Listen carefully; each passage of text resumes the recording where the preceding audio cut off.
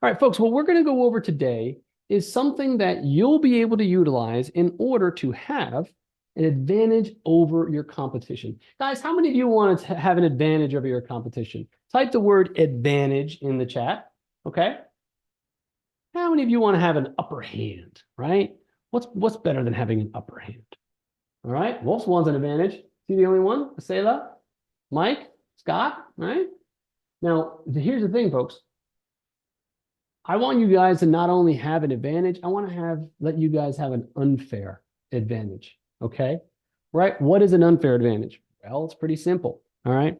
Have you guys ever heard that quote from Warren Buffett that I'll take, what do you see? I'll take a fool with a plan over a genius with no plan any day. You guys ever heard that before? Okay. That really hit me hard when I heard that.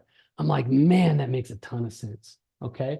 So what we're going to do, guys, is we're going to go through the process of how we give our agents an unfair advantage. Is that okay with you guys? Is it all right if you guys have an unfair advantage? All right. Because here's the thing. I think what we all can agree upon is the year's half over, and probably half of you are saying, wow, where did that go? So what I want to show you guys is a blueprint so that you know exactly what you need to do to outwork the competition.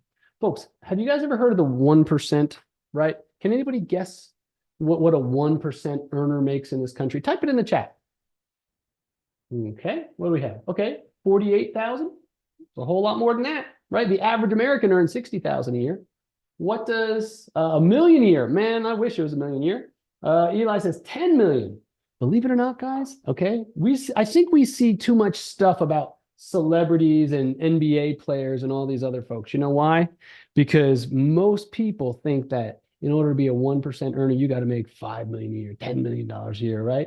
Would you believe that it's $428,000 a year? Okay. To be in the top 1% earners in the country, right? There we go. Eli says 400K. Yeah, there you go. Yeah, 428,000. That was the last statistic I saw according to CNN.com. All right. So what does that mean, guys? It's not about the dollar amount, whether it's 428,000 or 4.2 million, it's all the same, right? But there's a certain philosophy, a certain mindset that you need to adopt in order to become a 1% earner. Guys, type 1% in the chat if you'd like to know what that philosophy and what that mindset looks like, because I heard something very interesting today, right? Okay. Do we all agree, all right, that our actions will determine our results? Okay. Type the word action in the chat if you believe that your actions determine your results. Yeah. Okay. Now here's the thing. What determines our actions? Okay. So Mike, Jeremy, Asila, what determines our actions? Scott, what do you think? What do you think that is? By the way, guys, let's get those cameras on. If you do not have your camera on, I'm going to boot you to the meeting area outside. Okay. This is really weird. I don't want to talk to a black screen all night. Thank you. Thank you. I appreciate it. Okay, cool. So guys, let's talk about it, right? What determines your actions? Okay. We already know that our actions determine our results. That's easy. That's pretty obvious. But what determines your actions? Your thoughts determine your actions. What you think about determines what you do. What you do determines the results that you get. Does that make sense, guys? Type a 100 in the chat if that makes a whole lot of sense. Okay, guys? Okay. So what I want you guys to understand is you need to start with the right mindset first. And for those of you that are saying to yourself right now, okay, I don't need the right mindset, you need it 10 times more than the next guy. Why? Because the people that think they don't need it are the ones that need it the most. Okay. Trust me, I promise you. I've trained enough agents to know the ones that say, oh, just skip over, just tell me what to do. No. Because it isn't until you fix the 6 inches between your ears that you can really be freed up to earn to your potential. How many of you guys want to hit your potential and you feel like you have not hit your potential yet? Type a me in the chat. Okay. There we go. I see a hand raised, Mike. Thank you, buddy. Appreciate it. Right? That's the point, folks. If you haven't hit your potential, it means you haven't gotten out of your own way. Maybe it's mindset, maybe it's action, but we're not sure. Okay. So let's start with the mindset of a 1% earner. You need to do 2 things in order to become a 1% earner. Number 1, you need to be doing what 99% of people are not doing. Pretty logical, right? Right. Do what 99% of people aren't doing, and you'll earn what 99% of people are not earning, right? Because remember this, folks, okay? If you do what everyone else does, you'll get what everyone else gets. That's something we all can agree upon. That's pretty obvious, okay? So and then what's that thing that Einstein talked about? You hear me quote it all the time. Doing the same thing over and over again and expecting different results, right? What's that called, guys? That's a definition of what? That's the definition of insanity.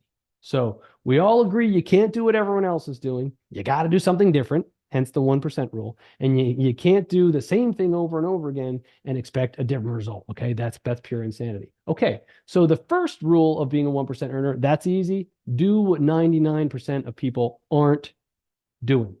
And the second rule is very, very simple. You have to be willing to go further than 99% of people. What does that mean? Make that extra dial. Do that extra bit of follow-up. Send that extra email, okay?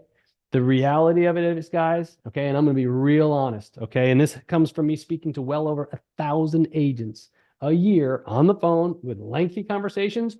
Most people aren't doing the basics. How many of you have ever noticed that you don't see anybody in the office at 8 o'clock in the morning? How many of you have ever noticed you don't see anyone prospecting 5 days a week? How many of you ever noticed most people that there's very, very little competition for those who truly want to be excellent? How many of you noticed that? Right? Okay.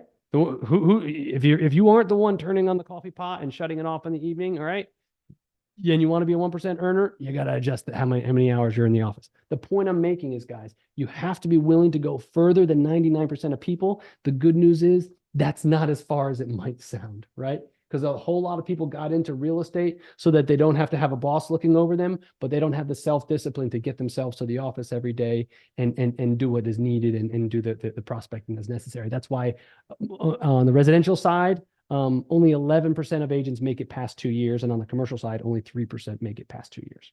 Facts, guys. Okay. So now that we know what is the 1% mindset? I need to do what 99% of people are not doing, and I need to go further than 99% of people. Okay. Now that we got that, now we need a roadmap. So we got the mindset. Now we need a roadmap. Okay, folks, this is what took me well over $60,000 in coaching and mentorship and this and that and the other thing, plus taking about, I don't know, well, the first year I implemented it, I took 24 listings in the first year. So we'll start with that, right? This is what I reverse engineered over the success that I had. I went from never having taken a listing by myself to taking 24 in a 12-month period, right? I was always on a team of 2 or 3 or 4 agents. I had never been the one doing all the talking. I was always the junior agent. So I'd never taken a listing by myself. And I figured out a process that works over and over and over again.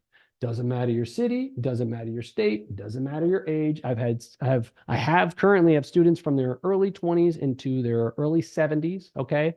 All that you need to do is be willing to follow the process. So let's break it down a little bit, guys. Okay. Now, if you think just reading this roadmap is going to allow you to take 24 listings, guys, newsflash. It's not what we do. It's not what I'm showing you. It's how we do it. Okay. But this is just like an overview map, just as an FYI. A lot of people think they're like, oh man, I'm taking a screenshot and I'm going to implement it. There's no instructions for implementation here. Just wanted to be fair. Okay. But if you look at it, I want you to understand the structure of the roadmap. Okay. There are 3 phases and each phase has 3 steps. Okay. So in the phase 1, you have identify, filter, and research. Okay. And this will allow you to make sure you're reaching out to the right person with the right message and at the right time. Okay. Think about it, folks. Right person. So you guys remember like those locks from high school, 24 to the right, 13 to the left, 24 to the right, pops open. Okay. What happens if you miss any one of those 3 numbers, right? Never going to open.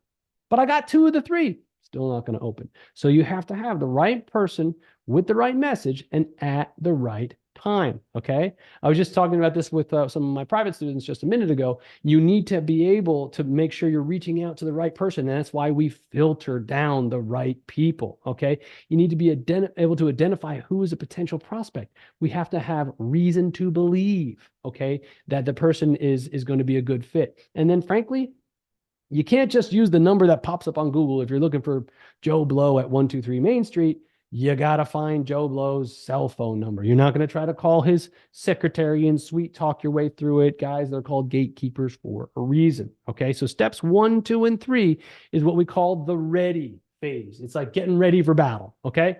Now, once we speak to them and we create a meeting, so the step number 4 is knowing what to say on the phone, basically how to turn a phone number into a listing appointment. That's step number 4. Then we walk you through the very special part of how to prep for a meeting. Folks, the big mistake that a lot of people make is they get to a meeting and the other person has no clue who they are. So half the time they're more likely to cancel the meeting or just not show up for it. Imagine that. People ghost you, right? The next step, step 6, is the most important part in the entire process. Can anybody tell me how commercial properties are valued, how commercial investment grade properties are valued? Type it in the chat. Anybody have an idea?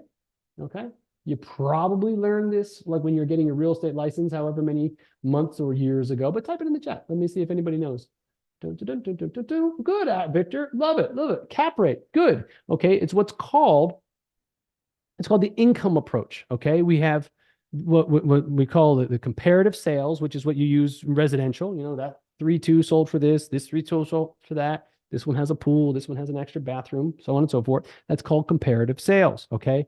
A lot of insurance companies will use like replacement cost, you know, because they want to know like if a fire or flood took the house down, what it would be replaced what would be you need to pay to replace it. And then finally, investment grade properties come off of the income approach. Basically, money comes in the form of income. Money goes out in the form of operating expenses. What's left over is called NOI, and then you apply a cap rate to that. Okay. I promise you, folks, you can have the absolute best property on the best block in the best market, but if you don't price it properly, it's not going to sell. Okay. Let me just do a quick little demonstration. Jeremy Allen, can I have you hop on the mic real quick for me? Yes, sir. Okay, perfect. So Jeremy, I have a quick question for you. Okay. If I offered you a $20 bill and asked you to take it into the store, the bank, or the whatever convenience store, do you think you could bring me back 20 singles for that? Sure. Okay, relatively easy, right? $20 bill, it's worth 20 singles. Cool. Okay. Now, if I gave you that same $20 bill and asked you to bring me back 19 singles, you think you'd be able to do that for me? Yeah. Yeah. Yeah. Why? Keep $1, bring 19 back, or buy something. Yeah, there you go. Perfect. You get a bottle of, I don't know, Aquafina. All right, yeah. Cool. Now, same $20 bill, I give it to you and I say, hey, Jeremy, I need you to do me a favor, buddy. Bring me back 23 singles. How difficult might that be? A little bit more difficult than. But how come? It's just 23 singles. What's your answer going to be? I only have a 20.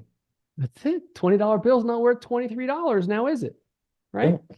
Now, it's so funny how often, thank you very much. I appreciate you volunteering or being voluntold, however you want to put it. But the funny thing is, guys, so many times we have clients that want us to bring them $23 for their $20 bill. It's what I call the ugly baby syndrome, right? How many of here have like children, pets, nieces, nephews, grandchildren, right? Right. Type of me in the chat. Okay. Right. All right. Now, how many of you is your child or your puppy or your kitty or your niece or your nephew or your grandchild ugly? 0.0%. I promise you. Okay. The point I'm making is, guys, just as your children, grandchildren, nieces, nephews, puppies, kitties, right, are all the cutest thing you've ever seen, okay? Everybody thinks that about their property. Their property's their little baby, okay? And for some reason, they think their property is a little bit more special than their neighbor's property. And they wind up asking $23 for that $20 bill, proverbially. right? So what is our job, and it's not always an easy job, is to get them off of that and say, hey, listen, I know you think you have the most beautiful property on earth, but the market is only going to bear X. Okay. And that's why valuation is so important, guys, because we need to show them with math, with facts and figures, not feelings. Okay. Why their property is worth what it's worth. And that's what we do in step 6. Does that make sense, everybody? Type a 100 in the chat if you're with me. Okay. Because again, take all these other steps and throw them out the window. If you can't get it priced properly, you are stuck in the water. If you got somebody with beautiful baby syndrome. Okay. All right. Next up, guys, acquire. This is the phase where we got the business. We got it now. Okay. We've pitched the property. Okay. Instead of shooting from the hip, right? You're actually having proper commercial listing presentation. Okay. You've got it nailed. Okay. And you get the listing. Now we have to figure out how to manage the listings, because I'm sure this has never happened to any of you guys, but have any of you ever taken a listing and then it goes stale? Or have any of you ever worked with a buyer and they're looking for something that just doesn't exist? And you're like, I don't know what I'm supposed to do here, right? And like they're looking for something that doesn't exist. I can't get this property to sell. Okay. That's what we show you how to fix, because this whole entire model here is all about working with sellers. But we show you how to fix that when you do take a listing and it just sits. We show you the conversations to have. We show you the marketing and the messaging that you need to employ in order to be able to kind of to jumpstart the property after it kind of dies for a little bit. All right. And then finally, the best part is, last I checked, guys, $2 is better than 1. Okay. So we show you what you can do to drastically increase your chances of getting both the sell side and the buy side of the deal. Now, I understand in the wake of the NAR decision, there are going to be some limitations in some markets and so on and so forth. But my point is, we're going to show you what you can do to increase your chances of finding the buyer as well as the seller. Okay. So that is what will allow you, because remember, what did Warren Buffett say, guys? I'll take a fool with a plan over a genius with no plan.